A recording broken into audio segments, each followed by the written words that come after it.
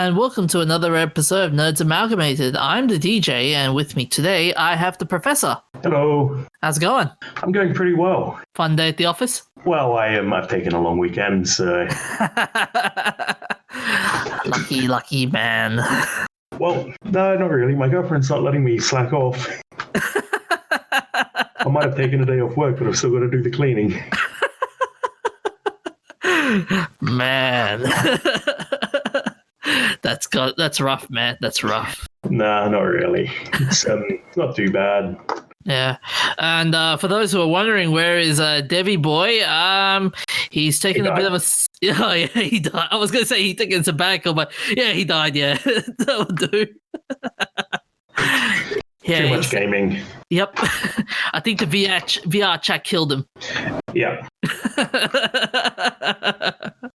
So yeah, he's taken a break. Yeah. To catch up with some of his uni work, I think. Yeah, the uni never ends. The uni never ends. Until you graduate. Ah, true.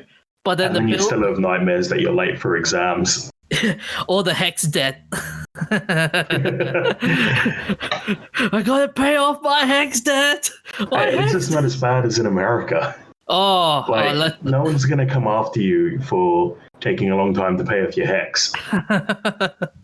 Unless you get that special letter from the tax department saying, you still owe us. Give us more money.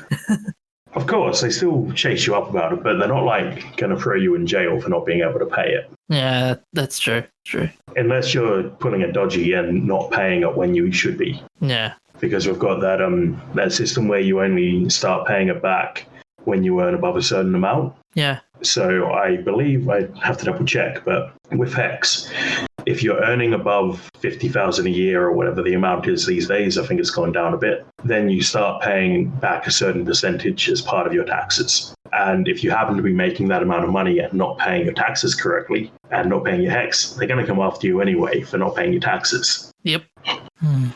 But anyways, so to Devi Boy, good luck and good luck on your assignments and Godspeed. I do not envy him. Fair enough. I've been having fun hearing the news that everyone's calming down. A couple of restrictions have been lifted, like the toilet paper restrictions. Yeah, I'm just waiting for this weekend when the restrictions officially relax and for everyone to go, great, now I can go 50 kilometers from my house. I have to go 50 kilometers from my house. Like, realistically, everyone should be staying at home anyway, unless they have to. But they're just relaxing that a bit. But what I reckon is everyone will be suddenly going out and doing stuff, even if they don't have a good excuse for it. Oh, yeah. Yeah. So I wouldn't be surprised to see another second wave in another week. Yeah. Although it's going to be interesting. I wonder how the beaches are going to be like over this Saturday. Well, they're getting pretty packed just before the lockdown, so it is cooler now, though.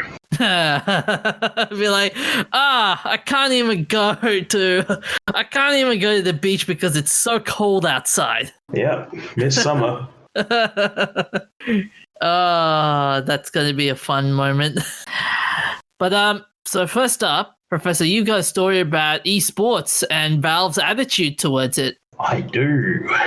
So Valve has allowed competitors into the CSGO tournament, Road to Rio, who happen to be affiliated with Valve. This has obviously come up as a bit of a conflict of interest. So I found this blog about it by the website GG Recon, and it turns out Valve is perfectly happy to ban people for match fixing, but they are also perfectly happy to allow people to play in the tournament even if they've got a business relationship with Valve. Oh. Yeah, that's coming across as a bit dodgy. Yeah, isn't that there's a word for that? What's that called? Bias?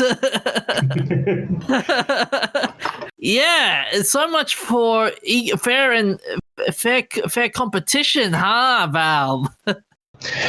Yeah. And so they've also relaxed their rules a bit. They've changed the wording for the more recent events. What do they say? Now they say for 2020, teams and players registering for the majors will be required to publicly disclose their business relationships with other participants and/or the tournament organizer, so that public conversations can be had about the value that leagues and other entanglements offer versus the risks they pose. Oh, that's going to be a very interesting. Yeah. So in this case, I've decided that since MIBR and two players who have announced their conflict of interest, can continue playing because they've announced it, which, transparency is nice, but it doesn't make up for... Yeah, what really frustrates me is the sentence about how that public conversations can be had about the value that the leagues and other entanglement offers versus the risk that they pose. You just decrease the value of the league. Yeah, and a public discussion. If we're out here complaining about these people with a conflict of interest, are they going to be kicked out of the league? Probably not. Nah, they won't. Nah. And and where are they going to have this public discussion? On social media? Oh no. That's going to be a mess. What's that rule number 1? Never talk on social media about touchy subjects. It's a very I will say it is a very touchy subject, but I don't know, public conversations. Yeah, it's not going to work well. Yeah, I think this is the first I've heard of esports having any sort of rot. So what I'd like to see is Valve take a strong stance against esports and match fixing and conflicts of interest, and not let this snowball, because this shouldn't be acceptable in physical sport. It shouldn't be acceptable in esport. Yeah. Like cheating in the middle of a game is one thing, but this is cheating in a competitive league is not just one thing. It's bad. Yeah. You should never cheat in a competitive league. You should never cheat at all unless it's agreed upon. Yep. Like, I have no problem with people who want to cheating in a cheaters league, but that shouldn't be a thing that gets into matches with people who are non-cheaters. Yeah. This is like the steroids argument, isn't it? Well, I suppose you could say that. Like, the difference is doing steroids to improve your sports performance has a negative impact on your health. This doesn't so much. Can you imagine all these players are like, hey, we got these top-notch computers thanks to Valve. Valve is paying for our computers, so you don't have that. Or maybe you could ask the Chinese. Maybe they have better computers. No, not that chestnut. I think at esports events, everyone uses a supplied computer, supplied by the sponsors. So Omen or MSI or whoever probably sponsors the PC. Yeah. What do you reckon should happen though? Like, do you reckon Valve will do it though, or do you reckon Valve will just go, we'll... I reckon Valve aren't the type to take a strong stance about anything, which is disappointing in some ways. In others, I think it's as the organizer of the Dota and CS:GO tournaments, if they aren't taking a strong stance, how can we trust that the strong stances are? Well, how can we trust that the leagues are competitive? Yeah. It's a messy. It's going to be very messy. Yeah. Like I'm reading. Oh, sorry. Yeah, it's going to be very messy, and no matter who they have a conflict of interest with, they should be disclosing that, and it should be a strong stance taken against people match fixing. Yeah. So they have banned players in the past for match fixing, but it's only temporary bans. And I feel like with physical sports as well, the punishments for match fixing are just a slap on the wrist. Yeah, this is the danger with most of the esports is it's rising faster than any other sport we can think of at this moment. That's the danger with most of these sports. Yeah. You gotta nip it in the bud. Get it now before you lose your integrity. Yeah. If you don't get it now, then 5 years down the line, no one's going to believe you. Yeah. I'm seeing one of these. I'm reading through the article. There was also an example by a guy named Andy who posted on Weibo, translated on Reddit. He was the founder of Flash Gaming, and he posted about multiple infractions that broke competitive integrity. And this is quite a worrying statement here. Yeah. So Andy has claimed that there are people paying players, not playing payers, from other teams to match fix, using cheats, using call-out spots in a LAN environment, threatening people. What? What the hell? Oh, what? That should be an instant lifetime ban. Yeah. And cutting internet cables. What? How the hell? Yeah, this is some teenage drama stuff. You see, you would see this in a reality TV show, but not this. It's stupid drama with thousands of dollars on the line. Yeah, threatening people's safety. What the? Oh, what the heck?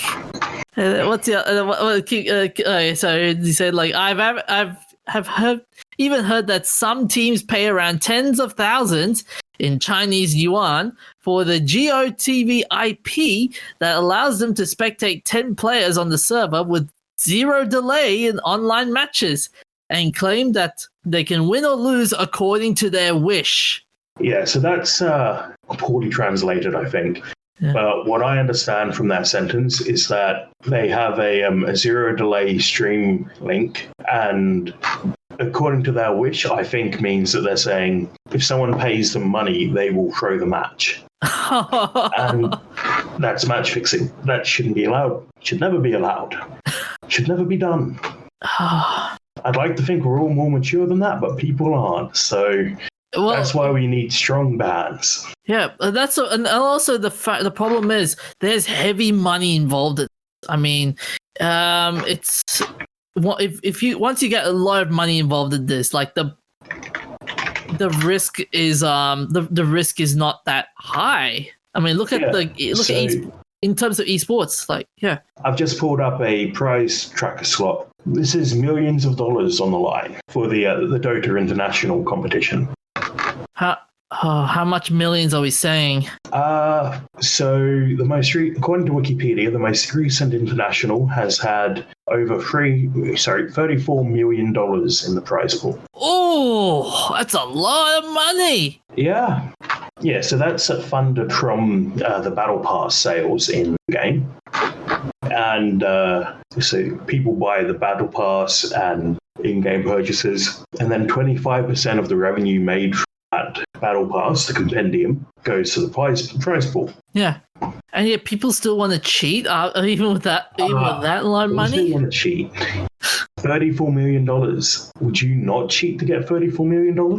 Oh. Look, if nobody had any morals, everybody would be cheating. Yeah. So this is why most people have morals and won't do this, but enough of them will that it should really not. This is $34 million is such an insane amount of money. They need to maintain their integrity. Yeah. Yeah, but knowing companies like Valve and stuff, it'll take a while for them to get it sorted. Yeah. I'm hoping they crack down on this sooner rather than later. But considering they seem to be being more lenient this year than in the past, I'm not hugely confident about that. Yeah. And as I said earlier on, it's becoming a rising commodity. And I think I've recalled that they were thinking of putting esports into the Olympics at one point. So it's probably been talk about that. But one advantage of going to the Olympics would be that you'd be under Olympic level scrutiny for doping and match fixing. Yeah. And that'll be interesting. With this with the Olympic style doping and match fixing scrutiny, it might clean up the world of esports. It might not clean up the world of esports. We can hope. Yeah. But if you imagine if this thing was to come out days before or months before the Olympics, the Olympic Committee would have not taking esports in. Yeah, so, we already know the Olympic Committee are perfectly okay with banning entire countries for doping. Yeah. So, I could imagine they would ban entire sports if something dodgy was prolific there. Yeah. So if Valve wants people to take the international and the CSGO tournament seriously, they need to treat it seriously. I agree with you there, man. Yeah. Anyways, moving along, I've got a story about Green Lantern TV series coming soon. And no, this one will not have Ryan Reynolds as a Green Lantern. We all cannot forget that moment when he wore Green Lantern outfit. Oh, that was a terrible, terrible movie. So, Jeff Johns is set to produce a new Green Lantern HBO Max series. His company, Mad Ghost Productions, listed the project on their website along with the other CW, HBO Max, and DC shows. So Green Lanterns are DC characters? Yep, Green Lantern's a DC character. Okay. Yeah. What's this guy's pedigree, though? Has he worked on any other DC TV shows? He's made one called Stargirl. Never heard of it. It's an old comic book series as well. In a second. Jeff Johns has done that one. He's, I think, done a couple of comics as well. But Stargirl, apparently, it's been from the reaction has been pretty good. Stargirl. So she's originally known as the second Star Spangled Kid, and she began using the name Stargirl after she was presented with the cosmic staff. Okay. Yeah. And it looks like that won't come out for another couple of weeks. Yeah. So that might be why I haven't heard about it yet. Yeah. And so Jeff Johns, he was also he's worked on a television series including Blade, Smallville, Arrow, and The Flash. He was the co-producer of the first Green Lantern movie, and he co-wrote the story of Aquaman and screenplay for the recent Wonder Woman movie that's coming out soon. Okay, so this is very up and down. Yeah. So he goes, 2 different lanterns are set to be featured along with their series favorite villain Sinestro, both Berlatini and John's. Thank you. Berlanti and Johns know a ton about Green Lantern mythos, and each seem eager to get the ball rolling on the new show. Like with the Green Lantern series, there is a huge level of mythos you have to consider. Like, for example, there's the Green Lantern Oath. There is also the rules you have to follow. The League of Villains in the the League of Villains. I'll put that there. There's also the fact you have to go through the each lantern's backstory, and they're also another story to tell as well. So it's going to be interesting seeing this made into a TV series. Yeah, I feel like a TV series would give them a lot of space to explore the different lanterns. Yeah. You're right. You're right. I could see it being an anthology or an ensemble show where they only got two lanterns. Yeah. So Jeff Johns adds in saying you look at everything that worked and didn't work on anything, and he says like revamping a character, introducing a character. I've done it a lot. The creative kind of viewpoint and way into the character and rebooting and changing it and reintroducing it is informed by everything. It's informed by comics and both what works and what doesn't work. I don't want to spoil any of the story there, but if people like my run on Green Lantern, then hopefully they'll like what I'm doing. So, yeah. So, hold on. If people like my run on Green Lantern, they will like what I'm doing with Green Lantern. Did you read that wrong, or did I hear that wrong? Or did he just say something that dumb? I think, yeah, he's basically... So, let me say the sentence again. I don't want to spoil any of the story there, but if people liked my run on Green Lantern, then hopefully they'll like what I'm doing. Oh, he's a comic writer. Yeah. Okay. Yeah. I was confusing him and the guy you said had worked on Arrow and Flash and all of that. That's the same guy. Oh, okay. Right. So, yeah, he's done comics of Green Lantern. Yep. So, yeah, he should know the character. Yep. As consistent as comics are about that. I will will say this though, like comic books on TV, they're a hit and miss. Like you got Netflix, which have the Marvel ones, and they're good. But For 2 seasons before they get cancelled. yeah, well, yeah, that's true. That's true. But then with the others, though, I mean, Gotham did okay. Like it finished on a high, which was good. Flash is doing if a bit iffy there. Batwoman. My understanding is Flash started really popular. Yeah. And then got a bit away from himself and became a bit of a cash cow. Yeah. Like they even at one point they had like a TV event called Crisis of Infinite Earths, and they had to include the movie actor that played as Flash in Justice League to come into the show as well. So right? Is that because it's Infinite Earth, so it's a parallel universe Flash?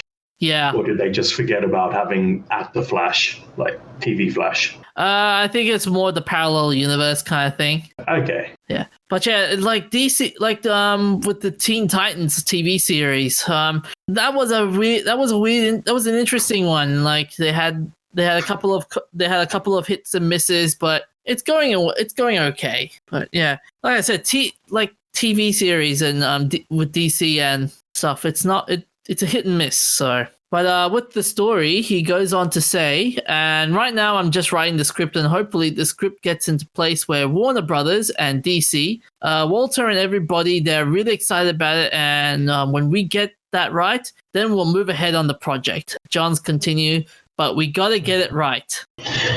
I hope he takes that seriously and actually gets it right then. Because if you get it wrong, there are a lot of angry Green Lantern fans waiting for you. But what do you reckon? Would you watch it? You know me. I'm not really into superheroes, so probably not. Give it a miss. Yeah. Yeah, I agree with you. I saw the Krypton series. It was good, but yeah, it just didn't. It was good like the first few episodes, but later on it just didn't work out right. So I agree with you there. And finally, for our last topic, we have something about Lego and how it takes 1,500 years to decompose. And no, folks, that's actually true. And how this article calls it Legos, which is grammatically incorrect. Someone go and just punch this guy in the face.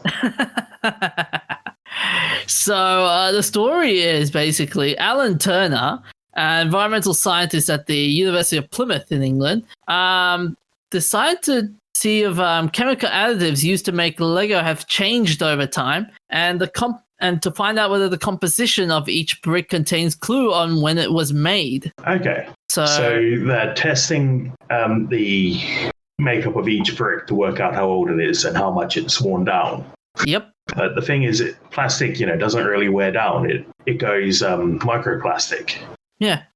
We know this. We were taught as kids, like, oh yeah, this plastic takes thousands and thousands of years to break down. So yeah. But I think Lego is a lesser issue than plastic bags or anything because you don't throw away your Lego, hopefully. Yeah. Although there are some people that would that would just throw it out by accident or something like that. Yeah. So Turner and his colleagues used an X-ray fluorescence spectrometer to measure the chemical composition of washed-up Lego bricks, which had been collected by beach cleanup volunteers in Cornwall, England, since 2010. Wow, 2010. That's going to be a lot of Lego. So, using the block's chemical fragments, the team identified the bricks manufactured around the 1970s. And one key chemical indicator was cadmium. Heavy metals, delicious.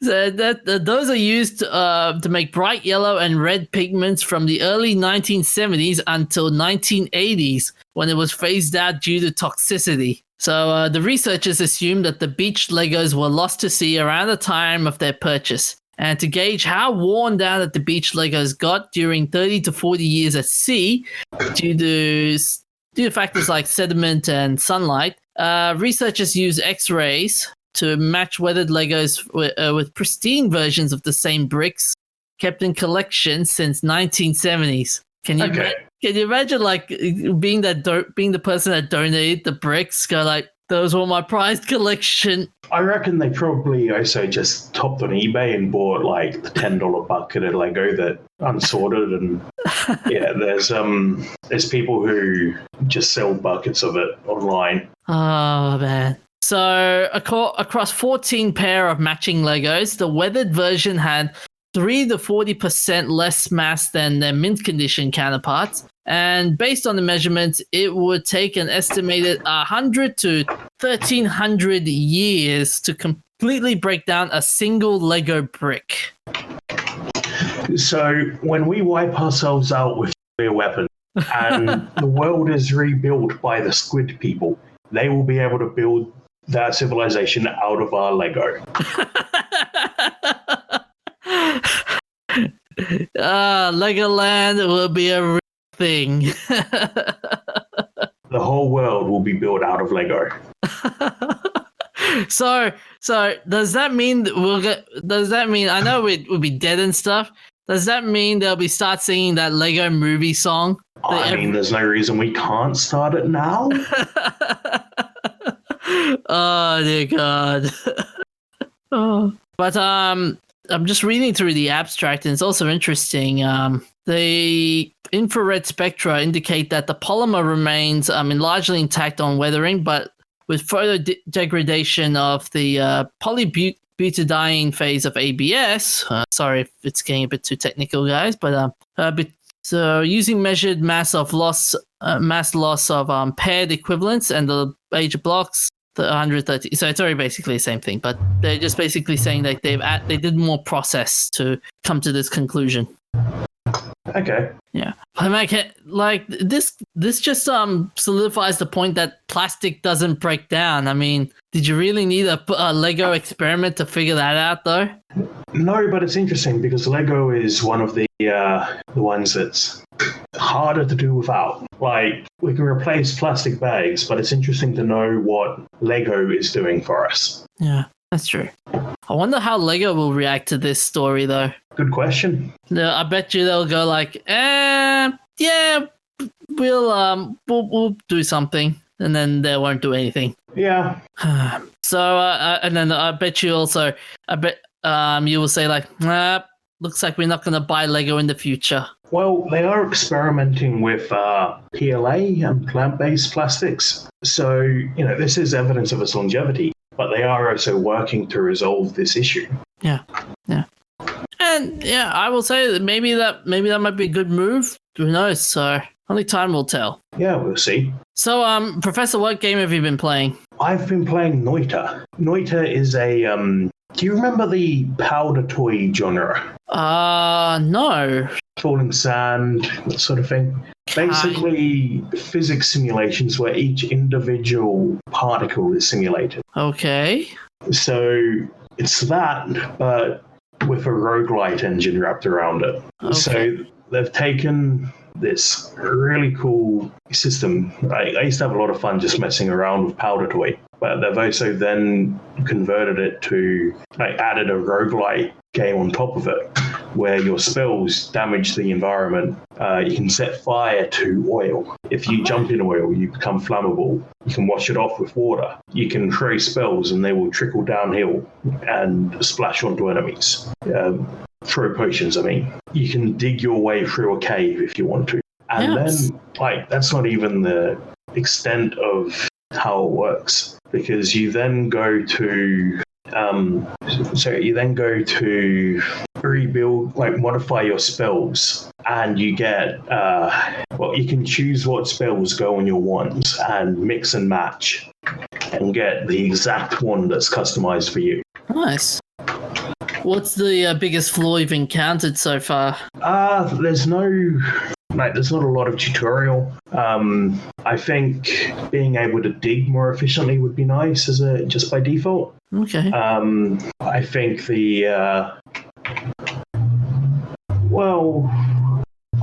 I need a lot more time to put into it.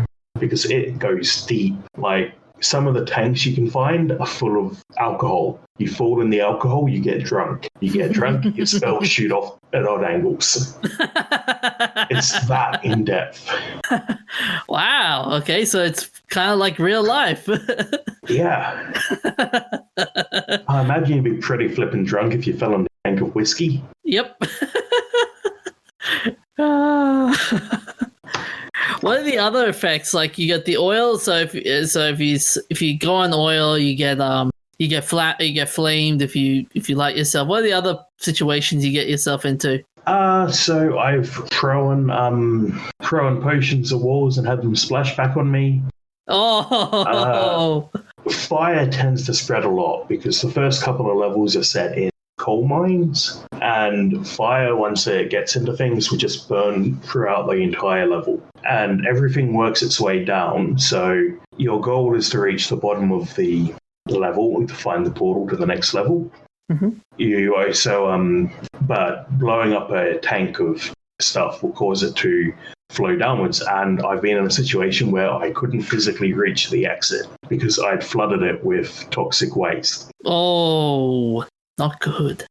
Yeah, and a really cool feature of it, I shot a barrel of oil, and the barrel must have been pressurized because it just started spraying water or oil out through the hole I'd pierced in it, which is just a really nice touch. I know barrels wouldn't normally be under pressure, but it was a nice touch. Yeah. So how far in the game are you in? I've made it, I think, 3 levels in. So is there a story mode for this game, or is it still Kinda. I think it's all told in game. I don't think there's any cutscenes. I found a couple of cool items there that have had like relics that have little bits of text attached to them. I haven't pieced it all together yet, though. Fair enough. So how many nerdy beanies would you give this game out of? 5 out of 5.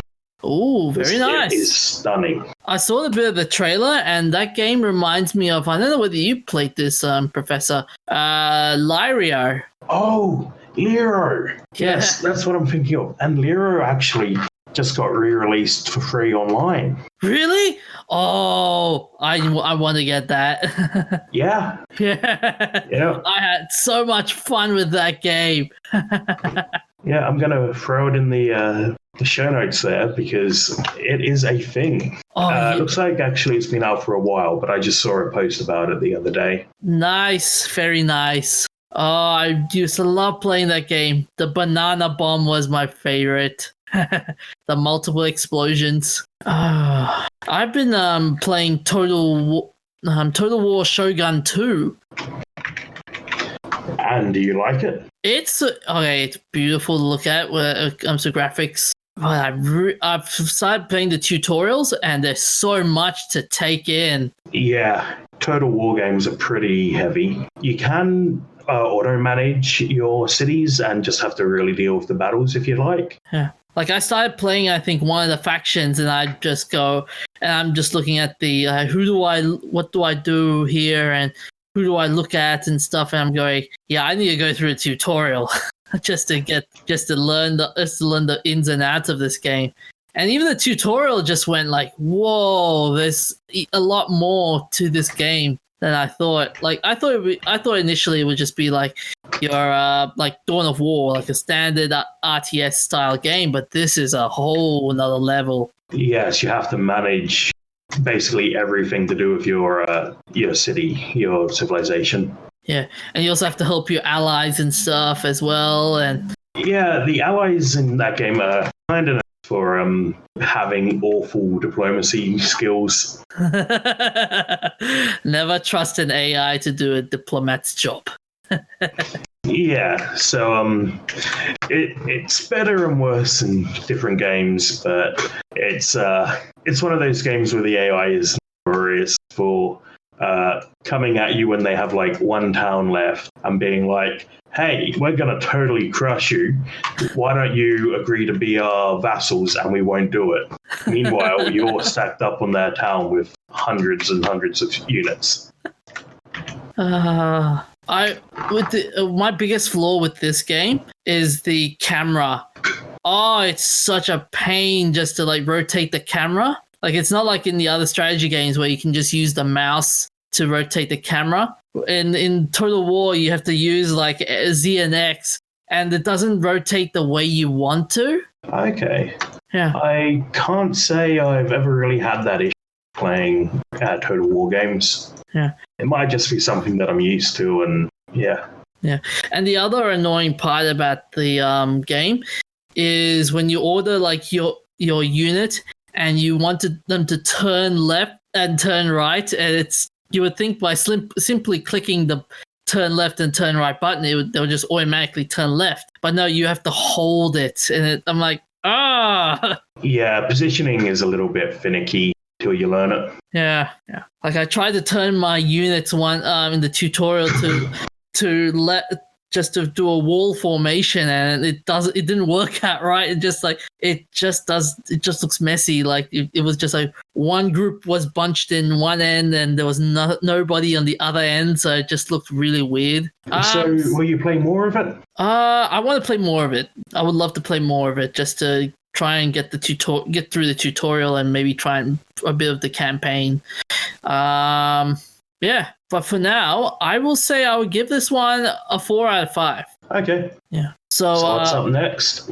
Yep, on to our shout-outs. So on the 27th of February 2020, Gene Dynasky, American actor, passed away at 77. He appeared in Steven Spielberg's Duel and Close Encounters of the Third Kind and played Izzy Mandelbaum Jr., the son of Lloyd Bridges' character on Seinfeld. Dynasky was seen as Benedict, one of Egghead's henchmen on Batman in 1966. And on the 2000th episode of The X-Files, his character fell victim to a monstrous bat creature.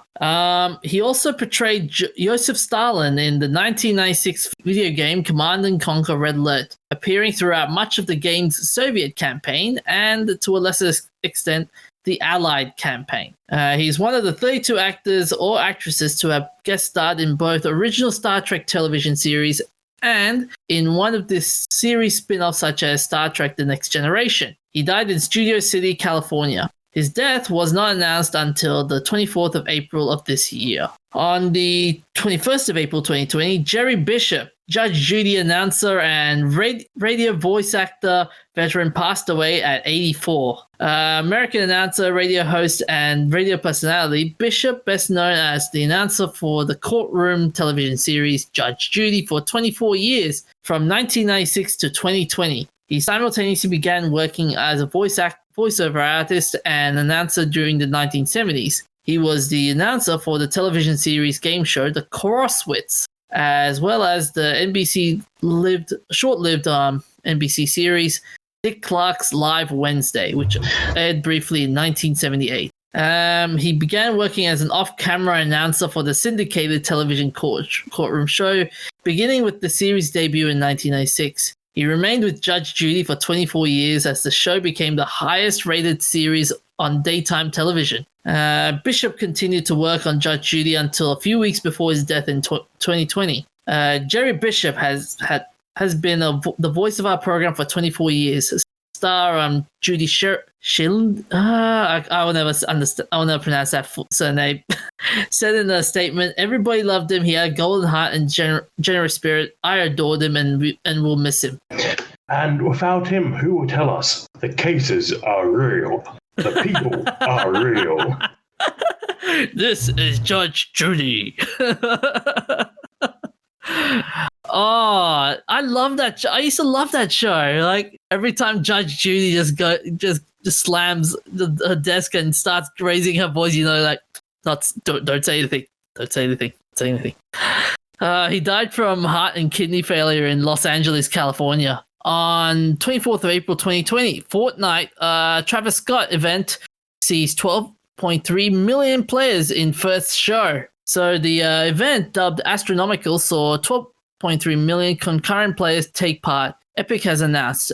Taking to Twitter, the Fortnite developer also revealed that this is an all-time record for the Battle Royale shooter. In the lead up to the event going live last night, Epic teased that one-of-a-kind musical journey for quite some time that debuted a new track. Scott isn't the first artist to make an appearance in Fortnite. Back in February 2019, DJ Marshmello put on a live concert performing a special Fortnite extended set. That's pretty cool, though. I saw the video and it looked really awesome. Yeah, it's interesting having a concert in a video game. Can you imagine this happening in other games? Like, imagine World of Warcraft. I mean, I've heard of small gatherings like weddings and funerals being held in games, but never something so many people. And I would be really interested in seeing what the networking team had to deal with. It'd be like, oh my god, there's so many people. Our servers can't handle this. I mean, that's basically how a accidental DDoS goes. Yeah, I saw for those who are wondering what the event is like, will be added on to our show notes, so you can have fun watching the event. It was pretty cool. 10 minutes worth of it. Oh, was the event only 10 minutes? Yeah, the whole thing was just 10 minutes. Wow. Like, I was expecting like a full-fledged concert, like an hour or something. Yeah, that's what I was expecting too. Yeah.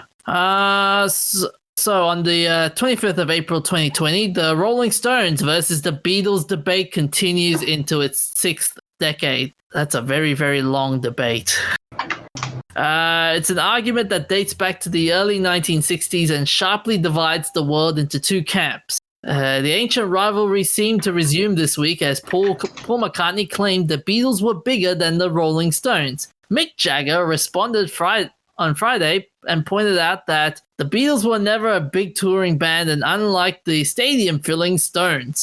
That's the real big difference between these two bands. One band is unbelievably lucky still playing in stadiums, and the other band doesn't exist. Well, it doesn't help that half the Beatles are dead. Yeah. Oh, man. Who's it left now? Paul McCartney and... Ringo, I think. Yeah. And George Harrison, maybe. Yeah, Ringo's still alive. Was shot. Yeah. Yeah, George Harrison, he died. Okay. So Lennon's gone. Yeah. Lennon, McCartney, Harrison, and Ringo. So John Lennon was murdered. Yep. Paul McCartney died and was replaced with a double. George Harrison died of old age. So we've just got Ringo left. I don't know. This is a very interesting debate. I want to say like the Beatles have like good songs, but yeah, the Stones, man, they had some really, really big songs as well. Like I don't know whether, like what's my favorite? What's a good song they had from the Stones? I Can't Get No Satisfaction. That was a really good song. What about you, Professor? Who would you prefer, Stones or the Beatles? Well, my favorite Stones song, the version I listen to, isn't even played by the Stones. That's Sympathy for the Devil.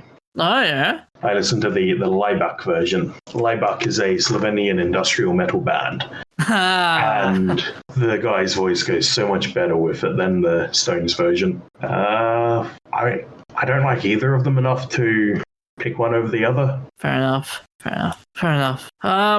So on to our remembrances. On the 27th of April 1989, Konosuke Matsushita, a Japanese industrialist who founded Panasonic, the largest Japanese consumer electronics company. One of Matsushita's best products was his invention of a more efficient battery-powered bicycle lamp. During the 1920s, bicycle lamps were candles or oil-burning lamps. They were highly ineffective as they only lasted for 3 hours. He created an oval lamp that used a battery for power and a light bulb for illumination. He had to personally market his products to retail bicycle shops. Matsushita learned an important lesson in terms of growing a company while he was trying to introduce the lamp, and he realized that even if he had a product that was superior to anything out in the market, it wouldn't matter if he could not tell the product. You know, it's crazy how many Japanese come from such humble beginnings. Like Nintendo was a playing cards company. Yep. Panasonic was a bicycle accessory company. It's pretty interesting. Like his story later on, it becomes more interesting. So he began devising ways to create sales channels for his products by concentrating less on manufacturing and more on building a sales force. So he sold the product under the brand National, and he made it into changed it to Panasonic, Quasar, and Technics. So from then, it became one of the largest manufacturers and sold on the world-known trademarks, including Panasonic and Technics. In his retirement, he focused on developing and explaining his philosophies and wrote 44 books. One of his books entitled Developing a Road to Peace and Happiness Through Prosperity, which sold over 4 million copies. And he also developed a school called the Matsushita School of Government and Management, which was used to train future politicians and businessmen of Japan. And he died from pneumonia at the age of 96 in Moriguchi, Osaka. And the interesting fact, he died with personal assets worth $3 billion and left the company with $42 billion in revenue business. Wow. Yep, a lot of money. On the 27th of April 1992, Gerard K. O'Neill, American physicist and space activist, as a faculty member of Princeton University, he invented a device called the particle storage ring for high-energy physics experiments. Later, he invented a magnetic launcher called the mass driver. In the 1970s, he developed a plan to build human settlements in outer space, including a space habitat design known as the O'Neill Cylinder. He founded the Space Studies Institute, an organization devoted to funding research into space manufacturing and colonization. So he made a paper called The Colonization of Space, which proposed the futuristic idea of human settlement in space and the O'Neill Cylinder as the subject. He held a conference on space manufacturing, and which many of them became post-Apollo era space activists that attended that program. The first mass driver prototype was invented with Professor Henry Kolm in 1976, and he considered mass drivers critical for extracting the mineral resources of the moon and asteroids. His award-winning book, The High Frontier: Human Colonies in Space, inspired a generation of space exploration advocates. He died from leukemia at the age of 65 in Redwood City, California. Do you reckon space colonization will become a reality? One day. I can't imagine at some point there won't be someone trying to live in space permanently, but not for a while. Yeah. And finally, on the 27th of April 2002, George Alec Effinger, American science fiction author, his first novel, What Entropy Means to Me, was nominated for the Nebula Award. He achieved his greatest success with the trilogy of Marid Odran novels set in the 22nd century Middle East with cybernetic implants and modules, allowing individuals to change their personalities or bodies. The novels are in fact set in the thinly veiled version of French Quarter of New Orleans. He made brief forays in writing comic books in the early 1970s, mostly in Marvel Comics science fiction, fantasy, and horror titles, and again in the late 1980s, including the first issue of a series of his own creation entitled Neil and Buzz in Space and Time, about two fictional astronauts who travel to the edge of the universe to find it contains nothing but an ocean planet with a replica of a small New Jersey town on its only island. That's a pretty out there setting. Yeah. That's something I feel like I'd expect to hear from Douglas Adams. Can you imagine just like in a small New Jersey town and the island, they each speak like a Bostonian accent? We're like, are we back in Boston? They live on a water planet. The first issue was the only issue, and the story ended on a cliffhanger. Oh! Damn. I want to know what happens. Why do they do this to me? That sounds so bad. Can you imagine just asking, like, hey, are we going to get a sequel? Nah, it's not going to happen. He died from gastric ulcers caused an internal bleeding at the age of 55 in New Orleans, Louisiana. On to our famous birthdays. Casey Kasem. Kemal Amin Casey Kasem, American disc jockey, music historian, radio personality, actor, and voice actor. He was notable for being the host of several music radio countdown programs, notably American Top 40 from 1970 until his retirement in 2009, and being the first actor to voice Norville Shaggy Rogers in the Scooby-Doo franchise. Wait, that guy has a name? Yeah. Yeah. I see why he goes by Shaggy. That's from the 1969 to 1997, and again from 2002 to 2009. Kasem co-founded the American Top 40 franchise in 1970, hosting it from its inception to 1988, and again from 1998 to 2004. As for his recognizable voice quality, he quotes, "It's a natural quality of huskiness in the mid-range of my voice that I call garbage." He stated to the New York Times, "It's not a clear-toned announcer voice. It's more like the voice of the guy next door." He was born in Detroit, Michigan. 27th of April, 1963, Russell T. Davies. Stephen Russell Davies, better known as Russell T. Davies, is a Welsh screenwriter, television producer whose works include Queer as Folk, Bob and Rose, The Second Coming, Casanova, the 2005 revival of the BBC One science fiction series Doctor Who, and the trilogy Cucumber, Tofu, and Banana. What? Yeah, that's the show. The trilogy Cucumber, Tofu, and Banana. Okay, then. Davies revived and ran Doctor Who after a 16-year hiatus with Christopher Eccleston and later David Tennant in the title role. Davies' tenure as executive producer of the show oversaw a surge in popularity, which led to the production of the two spin-off series Torchwood and the Sarah Jane Adventures, and the revival of the Saturday primetime dramas as a profitable venture for a production company. Davies was appointed Officer of the Order of the British Empire in 2008 for the services to drama, which coincided with the announcement he would step down from Doctor Who as the show's executive producer with his final script, The End of Time. Oh, that was a very sad episode. Yeah. Davis moved to Los Angeles, California in 2009, where he oversaw production of Torchwood Miracle Day and the fifth and final series of the Sarah Jane Adventures. Yeah, he was born in Swansea, Wales. And speaking of Doctor Who related, on the 27th of April, 1986, Jenna Coleman. Jenna Louise Coleman, credited as the 2013 as Jenna Coleman, is an English actress. She's known for her role as Jasmine Thompson in the ITV soap opera show Emmerdale, Clara Oswald in the BBC series Doctor Who, Queen Victoria in the ITV drama Victoria, and Joanne Lindsay in the BBC series The Cry.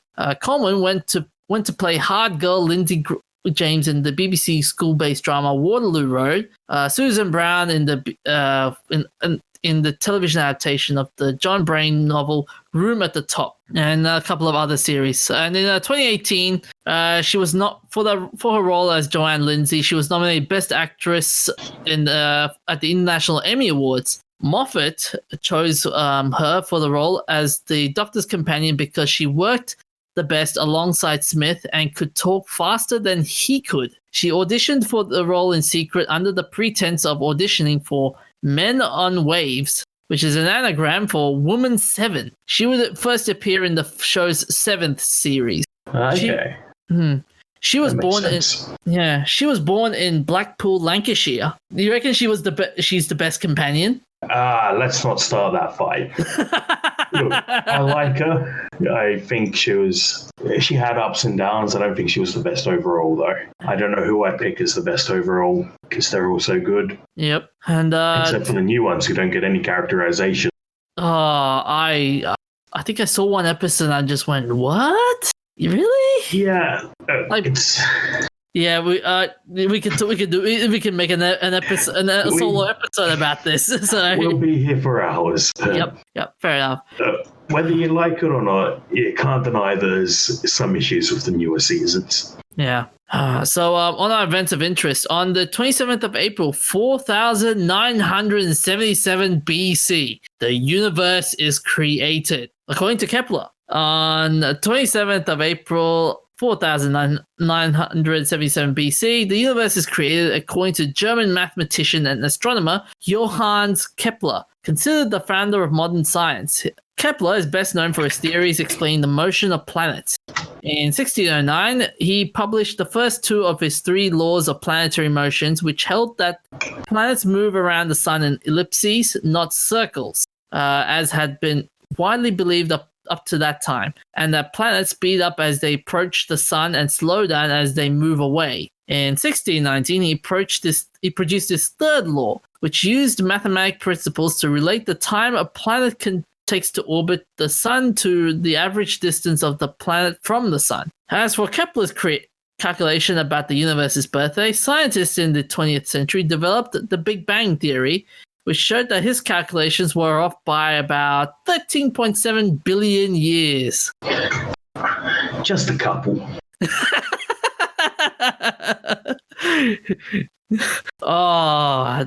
Kepler would be like, dang it, I was so close. Yeah, the thing is, this was like, the young Earth thing where the Earth is only 6,000 years old or whatever. Yep. This is about that length. So what I don't see anywhere in the article here is why he reckoned that was the age of the universe. I think it was taking under pretext, this was before Darwin, isn't it? Yeah. Yeah, so fossils would not have been a thing. I don't know. I'm going to look into that more myself. Yeah, so do I. On the 27th of April, 1953, Operation Moolah offers $50,000 to any pilot who defected with a fully mission-capable Mikoyan Gurevich MiG-15 to South Korea. The first pilot was to receive $100,000. This is American, by the way. But this is in 1950s money, which is worth about $1 billion a day. Actually, right now, last year they calculated the thing. It's worth nearly $941,000. Okay, I was only off by one order of magnitude. Fair enough. So, Operation Moolah was a United States Air Force effort during the Korean War to obtain a defection, a fully capable Soviet MiG-15 jet fighter. Communist forces introduced the MiG-15 to Korea on November the 1st, 1950. USAF pilots reported that the performance of the MiG-15 was superior to all United Nations aircraft, including the USAF newest plane, the F-86 Sabre. Speculation exists about the origin of Operation Moolah. According to then-Captain Alan Abner, the idea of the operation originated from his office at the Army Psychological Warfare Branch in Washington, D.C. According to intelligence reports, they received dissatisfaction within the Soviet Air Force, even to the extent of some desertions by disgruntled pilots led to the belief that possible future defections by some pilots was promising. Their plan set forth an offer of $100,000, which is now worth, as earlier on, $941,000 for a Soviet MiG-15 and political asylum for the pilot. So on the night, two B-29 Super Fortress bombers dropped 1.2 million leaflets over communist bases in the Yalu River Basin. These leaflets were written in Russian, Chinese, and Korean. According to General Clark, immediately after the drop of the leaflets, UN aircraft did not make any visual contact of any MiG aircraft for the following 8 days. Though the weather may have been a factor, he opines that the leaflets had a direct effect and believed that the senior communist military leaders began to screen for political unreliable pilots. Incidentally, after the leaflet drop, a radio jamming transmitter whose location could not be identified began to jam old UN Russian language broadcasts of General Clark's MiG-15 offer, but Chinese and Korean broadcasts were unhindered. Would you do it? Oh, man, it would be hard though. You run away and leave behind everything you have at home for the hope of a better life, hoping that you don't get A, shot down by your own team because they realize you're defecting, B, shot down by the West because they think you're attacking, C, they take your aeroplane and just kick you to the curb, or D, being able to actually fit in when you've moved to a country where you don't speak the language, you're part of the enemy, blah, blah, blah, blah. Oh man, that is a very, very huge sacrifice. Yeah. And finally, on the 27th of April 2015, Australians, that's right, Australians, played for audiences in attendance of the Studio 35 Cinema Comedy Film Festival. Written and directed by Joe Bauer and sci-fi comedy feature starred Rita Artman and Tamara McLaughlin. And here's the plot summary as provided by IMDb. And it goes like this. At the age of 10, Australian-born Andy Gibson had what she describes as a close encounter with a flying saucer. Naturally, everyone assumed she was bonkers. That is until one notable evening, 17 years later, when an airborne extraterrestrial armada launches a nationwide assault on Andy's home country, and at the same time, for unspecified reasons, kidnaps her mother. To add That's to so the damn cheesy. it gets funnier.